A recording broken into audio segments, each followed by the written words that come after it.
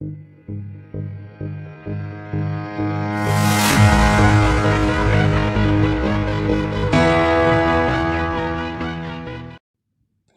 Students, welcome to Study Commando. आज जो हम लोग चैप्टर पढ़ने वाले हैं वो है क्लास 9th का chapter 7 diversity in living organism, जिसका आज हम लोग पार्ट 1 पढ़ेंगे, जिसमें हम लोग इंट्रोडक्शन करेंगे एक एक ऑर्गेनिज्म, एक एक किंगडम के बारे में। तो चलिए बिना किसी देरी के हम लोग चैप्टर स्टार्ट करते हैं।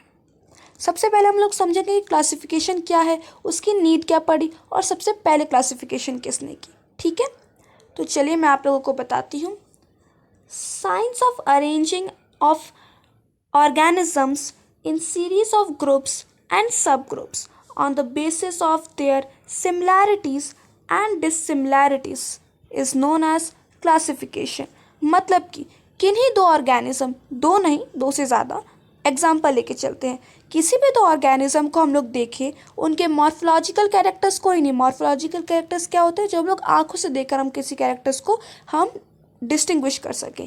हम उनको देखें, किसी भी दो ऑर्गेनिज्म को, उनके बारे में स्टडी करें, ये देखें कि उन दो ऑर्गेनिज्म के बीच क्या सिमिलैरिटीज़ है, क्या डिससिमिलैरिटीज़ है। उस बेसिस पे जब हम लोग कोई क्लासिफिकेशन, कोई ग्रुप बनाते हैं, उसको हम लोग कहते हैं क्लासिफिकेशन। क्लासिफिकेशन की हम लोगों को क्यों ज़रूरत पड़ी? देखिए, there are numerous kinds of organisms present in our nature. हम लोग एक एक स्पीशीज़ को एक एक करके नहीं पढ़ सकते, बहुत सारे हैं, इन्फिनाइट है समझ लीजिए। अभी आप लोग ग्रुप सी पढ़ेंगे, ग्रुप से आपको इतने हार्ड लगेंगे। सोचिए एक एक करके स्पीशीज को पढ़ना उन साइंटिस्ट के लिए कितना हार्ड रहा होगा जिन्होंने क्लासिफिकेशन की। तो आप उन साइंटिस्ट को थैंक्स कीजिए जिन्होंने कम से कम इतनी मेहनत करके आपके लिए क्लासिफिकेशन तो कर दी, आपके लिए स्टडी इतनी ईजी तो बना दी। उनको डेफिनेटली आप लोगों को थैंक करना चाहिए। तो आप लोग पढ़ते हैं, एक मिनट, कि जो हमारा क्लासिफिकेशन था ये सबसे पहले किया किसने था। हाँ, तो ये जो क्लासिफिकेशन था ये हमारे ग्रेट साइंटिस्ट सबसे पहले, सिर्फ इनका अभी हम लोग नहीं चलाते हैं, लेकिन अभी ये आपको समझना चाहिए कि सबसे पहले क्लासिफिकेशन की किसने थी। जिन साइंटिस्ट ने सबसे पहले क्लासिफिकेशन की थी उनका नाम था एरिस्टोटल। जिन्होंने कोई खास चीज़ देखी नहीं ऑर्गेनिजम्स में, उन्होंने एनिमल्स को देखा, उन्होंने ये देखा कि वो कहाँ रहते हैं, वो उनका हैबिटेट क्या है, वो पानी में रहते हैं, वो हवा में रहते हैं, कि वो ज़मीन पर रहते हैं। पर वो तो ये भूल ही गए कि कुछ ऐसे भी ऑर्गेनिजम्स है भाई जो कि पानी और लैंड दोनों में रहते हैं, तो उनको हम लोग किस में डिस्टिंग्विश करेंगे। तो फिर बहुत सारे उनके लिमिटेशंस थे जिनकी वजह से उनकी क्लासिफिकेशन को ज़्यादातर हम लोग प्रायोरिटी नहीं दे पाए। उसके बाद हम बिना किसी देरी के हम आगे पढ़ते हैं। तो ये चीज़ आपको समझ के रखनी पड़ेगी कि हम लोग किसी क्लासिफिकेशन को सही मानते हैं। हम लोग ग्रेट साइंटिस्ट R.H. विटेकर, जिन्होंने 1969 में क्लासिफिकेशन की थी, उनकी क्लासिफिकेशन को हम लोग बिल्कुल सही मानते हैं। क्या नाम था उन साइंटिस्ट का? R.H. विटेकर। सब इससे पहले हम लोग ये पढ़ लेते हैं कि बेसिस क्या थे क्लासिफिकेशन के। बेसिस ये था कि मान लीजिए हमने किसी ऑर्गेनिज्म को देखा कि भाई तुम्हारे अंदर प्रोकैरियोटिक सेल है कि यूकैरियोटिक सेल है। प्रो और यू का एक रफ आइडिया ले लीजिए। प्रोकैरियोटिक सेल वो होते हैं जिनके पास मेम्ब्रेन बाउंड ऑर्गेनेलीज होते हैं। ऑर्गेनेलीज क्या होते हैं? सेल के अंदर प्रेजेंट है छोटे छोटे, मान लीजिए जीवाणु समझ लीजिए, वो है। तो वो हमारे हो गए ऑर्गेनेलीज। ठीक है, तो जिनके पास अच्छे ऑर्गेनेलीज वो हमारे यू, जिनके पास मतलब कि इतने वेल डिफाइंड ऑर्गेनेलीज नहीं वो हमारे प्रो। ऐसे याद रख लीजिए, prokaryotics P for primitive. Primitive मतलब पुराने ज़माने के, तो वो लोग इतने वेल डेवलप्ड नहीं थे। उसके बाद लेकिन ऐसा नहीं कि सेल जो प्रोकैरियोटिक सेल है वो आज हमारे में प्रेजेंट, हमारे में तो नहीं लेकिन आज प्रेजेंट नहीं है। कितने सारे ऐसे माइक्रो ऑर्गेनिज्म है जो कि प्रोकैरियोटिक फंक्शन अपने अंदर रखते हैं, प्रोकैरियोटिक सेल उनके पास है। तो अब हम लोग सेकेंड जो बेसिस था वो ये था कि वो सेलुलरिटी कैसी है। वो यूनिसेलुलर यानी कि एक ही सेल सारा काम कर लेता है उनके शरीर में, या फिर वो मल्टी सेलुलर यानी कि बहुत सारे सेल्स है, टिश्यू है, वो सब काम करते हैं। उसके बाद लेवल ऑफ ऑर्गेनाइजेशन देखी गई कि भाई वो सेल के लेवल पे अपना काम कर लेता है कि टिश्यू के लेवल पे काम कर लेता है कि ऑर्गन या फिर ऑर्गन सिस्टम। हम लोग ऑर्गन सिस्टम करते हैं, digestive system, respiratory system, transportary system, ये सब आप क्लास 10th में पढ़ेंगे। ठीक है, और उन्होंने क्या देखा? उन्होंने देखा कि मोड ऑफ न्यूट्रिशन क्या है, ऑटोट्रॉपिक है कि हेटेरोट्रॉपिक है। आपको ये पता होना भी चाहिए, नहीं पता है तो कोई बात नहीं।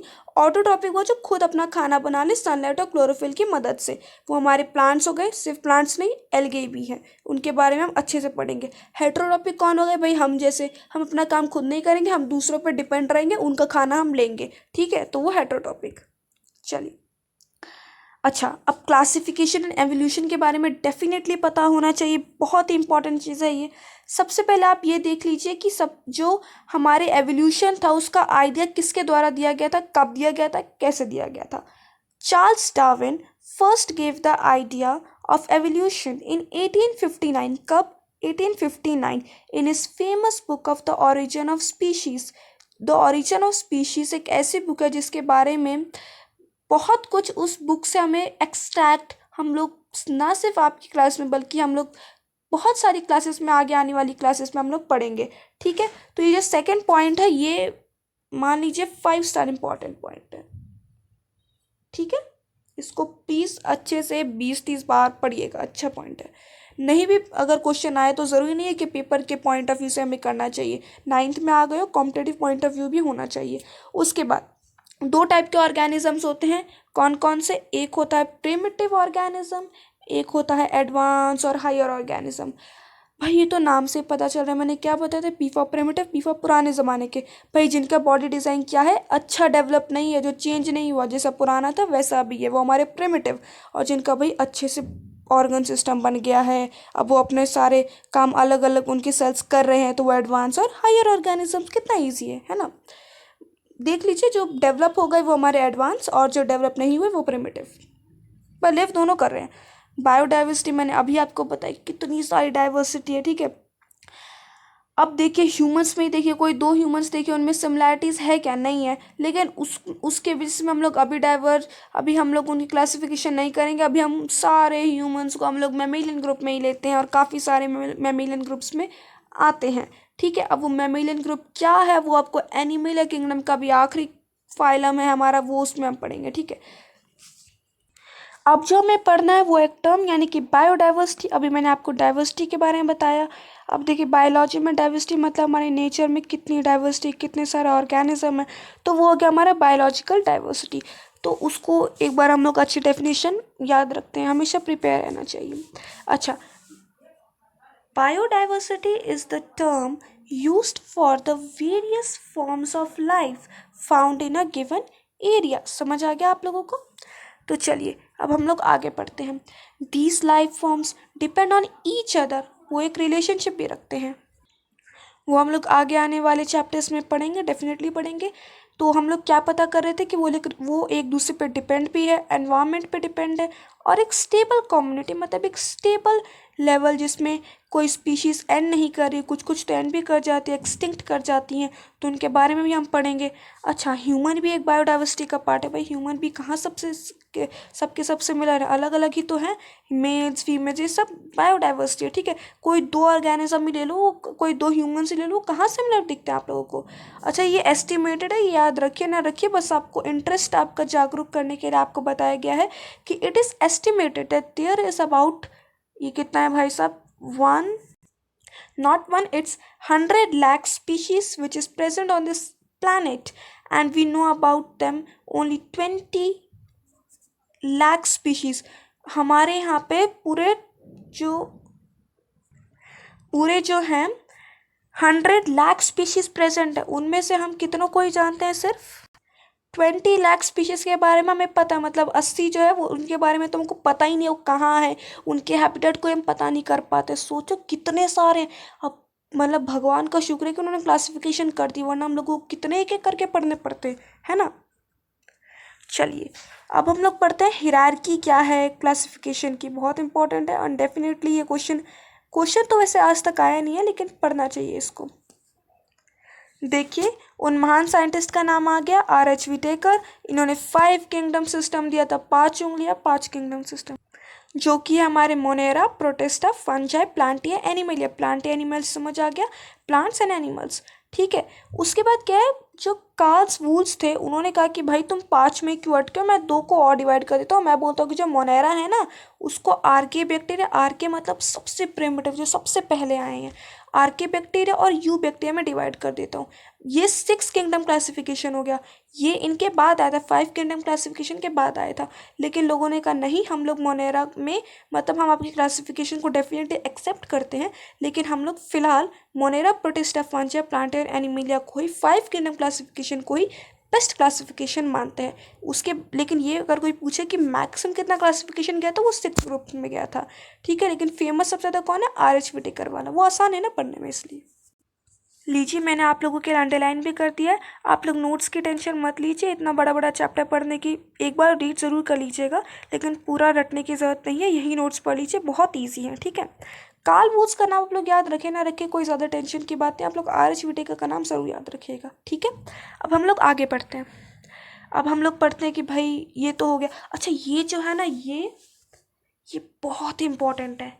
Kingdom, phylum, division, class, order, ये आप लोगों को मतलब फिंगर टिप्स में कहते हैं ना याद होना चाहिए। देखो किंगडम के बाद सबसे पहले स्पीशीज कौन है? होमोसेपियन स्पीशीज है मान लो। ऐसे याद रखो कि किंगडम के बाद आएगा फाइलम।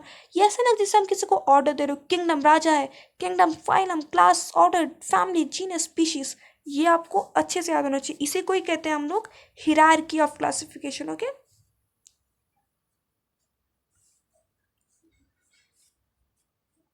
यही हमारा हिरार्की है,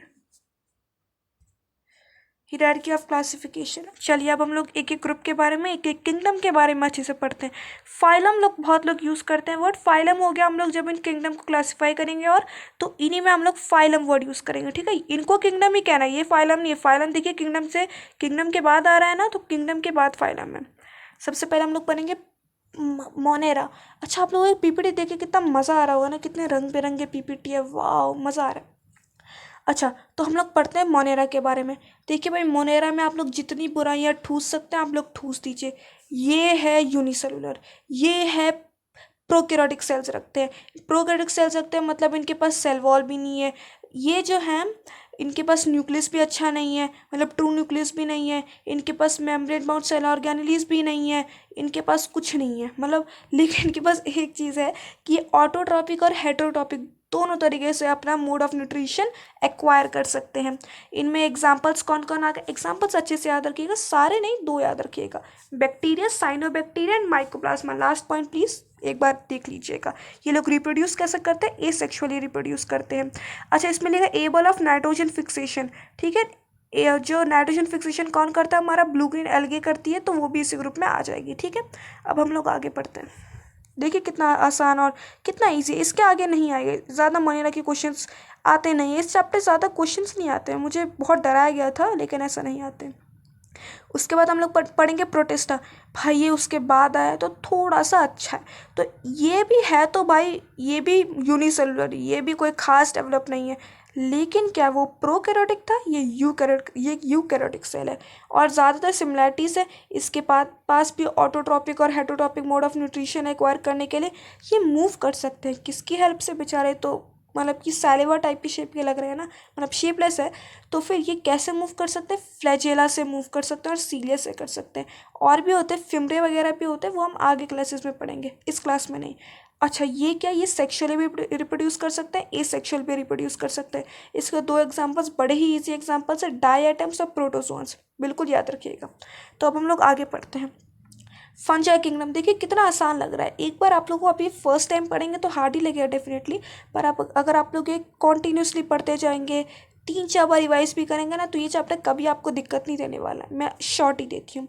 उसके बाद फंजाई। फंजाई जो है ये भाई यूकैरियोटिक है, गुड, वेरी गुड। ये हेटरोटॉपिक है, वो ऑटोट्रॉपिक हेटरोटॉपिक दोनों थे, ये हेटरोटॉपिक है। भाई ये खुद नहीं बनाएगा खाना, ये दूसरों पे डिपेंड रहेगा, ठीक है। अच्छा तो ये यूकैरियोटिक होते हैं, ये सैप्रोफाइट्स होते हैं, डेड और डिकेइंग में अपना खाना निकाल देंगे, ठीक है। सैप्रोफाइटिक के बारे में पढ़ा होगा आप लोगों ने। उसके बाद इनकी सेल वॉल होती है, ठीक है। सेल, तो देखिए सेल वॉल फंजाई में भी होती है और किस में होती है? याद कीजिए, प्लांट्स में, 2 में होती है। पहले बच्चों वाला याद मत रखिएगा कि सिर्फ प्लांट्स में ही सेल वॉल होती है, फंजाई में भी होती है। क्या डिफरेंस है? इनकी सेल वॉल बनी होती है चिटिन से, ठीक है, उनकी सेल्यूलोज से बनी होती है। उसके बाद इनमें से कुछ होते हैं वो सिम्बायोटिक रिलेशनशिप रखते हैं, जैसे कि लाइकन्स रख लेते हैं, माइकोरेजिया रख लेते हैं। बस एग्जाम्पल में लाइकन्स याद रखिएगा, माइकोरेजिया कभी नहीं आता, ठीक है। उसके बाद हम लोगों को क्या पढ़ना है कि some of them have the ability of being multicellular. Usually तो ये मल्टी सेलुलर ही होते हैं, कुछ इसमें यूनिसेलुलर होते हैं, जैसे कि मशरूम मल्टी सेलुलर है। राइजोपस क्या है? राइजोपस जो आपके ब्रेड मोल्स है, ब्रेड के ऊपर कभी कभी काला काला आ जाता है ना, तो उसी को हम लोग कहते हैं राइजोपस, ठीक है। तो ये यूनिसेलुलर है, ईस्ट यूनिसेलुलर, ठीक है। उसके बाद हम लोग पढ़ेंगे प्लांटिया किंगडम के बारे में। अच्छा, इतना आसान है, प्लांटिया किंगडम फर्दर बहुत डिवाइड होता है, ठीक है, बहुत 5 मेजर किंगडम्स में डिवाइड होता है, इतना आसान नहीं है। वो जो अभी तक आपने इससे पहले पढ़े फंजाई तक वो उतने ही रहते हैं, लेकिन ये आगे डिवाइड होता है। किंगडम जो प्लांटिया है वो मल्टी सेलुलर प्लांट्स के बारे में तो भाई कितना कुछ पढ़ चुके हैं आज तक। मल्टी सेलुलर है, यूकैरियोटिक है, फोटोसिंथेटिक है, और फोटोसिंथेटिक उसके बाद ये लोग क्या है, ऑटोट्रॉफिक है, और इनके पास सेल वॉल है, क्लोरोफिल प्रेजेंट होता है काफियों में। ये 5 किंगडम से मेजरली डिवाइड होता है, ठीक है। अच्छा, वैसे आज मैं ये स्टार्ट नहीं करना चाहती थी, पर आप लोग थोड़ा बहुत थैलोफाइटा के बारे में रख लीजिए। अच्छा, इनके डिवीजन के कुछ क्लास, अब इतना आप लोगों ने डिवाइड कर दिया, अब इसके बाद आगे भी तो बेसिस होगा, हम प्लांट्स को डिवाइड करना सीखेंगे कि भाई प्लांट्स किन किन में डिवाइड है। तो मेरे को लगता है अगर ये आज पढ़ने लग जाएंगे तो पिछला भूल जाएंगे। तो आप लोग जितना पढ़ा है उतना रिवाइज कीजिए, आगे आप लोगों के लिए बहुत सारी पीपीटीज हैं, डेफिनेटली पीपीटीज आप लोगों को प्रोवाइड कर दिए जाएंगे। इसमें सबसे इम्पोर्टेंट मेरी मानिए ना, तो एक तो ये भाई, ये वाला मैं चाहती हूँ आप लोग याद रख लीजिए। और जो 5 किंगडम है उसको याद करने में ज़्यादा डिफिकल्टी नहीं होगी, प्लांटिया नहीं मिले तो वैसे याद हो जाएगा। फंजाई, प्रोटिस्टा, मोनेरा आप लोग 3 से 4 बार पढ़े, आपको याद हो जाएगा, ठीक है। रीड आउट कीजिए, अभी याद मत कीजिए, अभी बहुत टाइम है। Thank you. अगर आप लोगों को ये वीडियो अच्छी लगी हो तो प्लीज़ सब्सक्राइब कीजिएगा हमारे चैनल को। Thank you very much.